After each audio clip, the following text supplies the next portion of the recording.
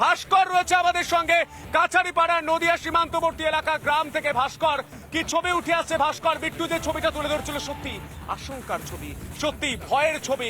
কারণ আমাদের পার্শ্ববর্তী দেশ, নদীর এপার থেকে ওপার, অনেক জায়গায় ফেন্সিং নেই, অনেক জায়গায় কাঁটাতার নেই। বাংলার বিভিন্ন 70টি জায়গায় কাঁটাতার দেওয়া যায়নি জমির কারণে।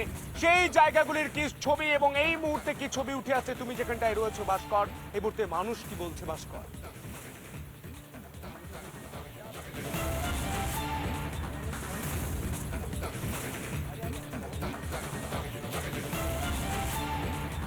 একেবারে সন্তু, দেখো আমরা সকালবেলা দেখাচ্ছিলাম যে কিভাবে একাধিক অঞ্চলে, ভারত বাংলাদেশ সীমান্তের একাধিক অঞ্চলে, মূলত নদিয়াতে কিন্তু একাধিক জায়গায় কাঁটাতার দেওয়া নেই।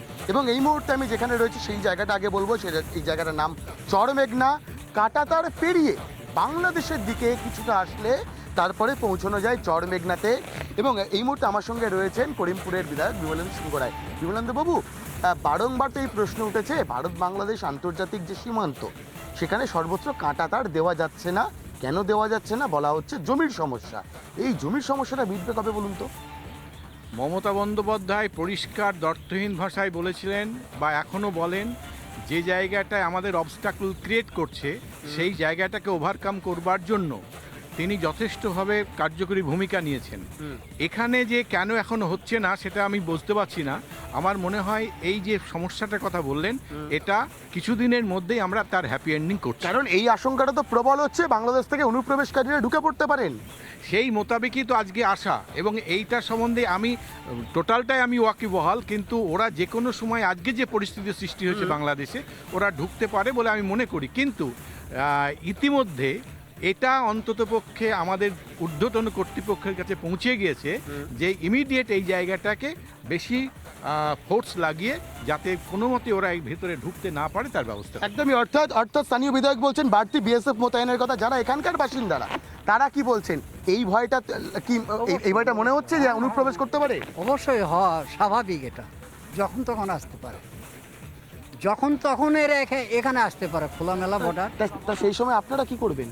আমরা কিছু করার নয়, আমাদের কি করবো আমরা?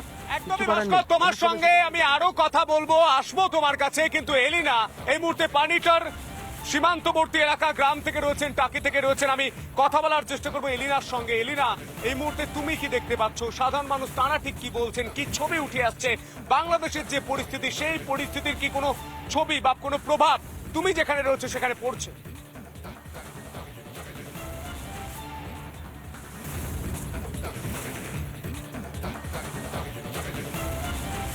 একেবারেই সন্তু, দেখো আমি এই মুহূর্তে রয়েছি বসিরহাটেরই পানিটোর যে বর্ডার, সেই বর্ডারে। কিন্তু তোমাকে জানিয়ে রাখতে চাইবো যে আরেকটু এগিয়ে গেলেই কিন্তু নেটওয়ার্ক জোন একেবারেই পাওয়া যাচ্ছে না, অর্থাৎ নেটওয়ার্ক সমস্যা থেকে খানিকটা এগিয়ে আসতে হয়েছে। আমি আমার ভিডিও জার্নালিস্ট মোহিতকে বলবো, মোহিত ছবিটা একটু যদি জুম করে দেখানো সম্ভব হয়, একেবারে যে একদম সোজা যে রাস্তা দেখা যাচ্ছে সেটাই হচ্ছে বাংলাদেশের বর্ডার। অর্থাৎ যে জায়গা থেকে সমস্ত গাড়ি ঘোড়াগুলো দাঁড়িয়ে রয়েছে, প্রচুর লরি দাঁড়িয়ে রয়েছে গতকাল থেকে আটকে, সেই জায়গাটাই কিন্তু বর্ডার এলাকা। এবং সেই বর্ডার এলাকায় যথেষ্ট পরিমাণে কড়া নিরাপত্তা রাখা হয়েছে গতকাল থেকে। কাউকে কিন্তু কোনো রকম বৈধ পরিচয়পত্র ছাড়া এই বর্ডার পেরোতে দেওয়া হচ্ছে না। কিছুক্ষণ আগে আমরা বাংলাদেশি এক দম্পতির সঙ্গে কথা বলেছিলাম, রিপাবলিকের সামনে, ক্যামেরার সামনে তারা অঝরে কেঁদে ফেলেছেন। তারা যে কথাটা বারবার বলছেন যে বাঁচার জন্য ভারতে পালিয়ে এসেছি, কারণ বাংলাদেশে এই মুহূর্তে থাকা যাচ্ছে না, শুধুমাত্র স্ত্রী এবং বাচ্চাটিকে বাঁচাতে চাই, সেই কারণে ভারতে পালিয়ে আসতে বাধ্য হয়েছি। এতটাই উত্তপ্ত পরিস্থিতি সেখানে। এবং এই পানিটোর বর্ডার, আমি বিভিন্ন গ্রাম ঘুরছিলাম, সেই গ্রামের মানুষজন যে কথাটা বলছেন যে আশঙ্কা হচ্ছে, আতঙ্ক হচ্ছে তাদের, কারণ এই পানিটোর থেকেই কিন্তু বাংলাদেশের দূরত্ব খানিকটা হলেও 10 মিনিট। এই 10 মিনিট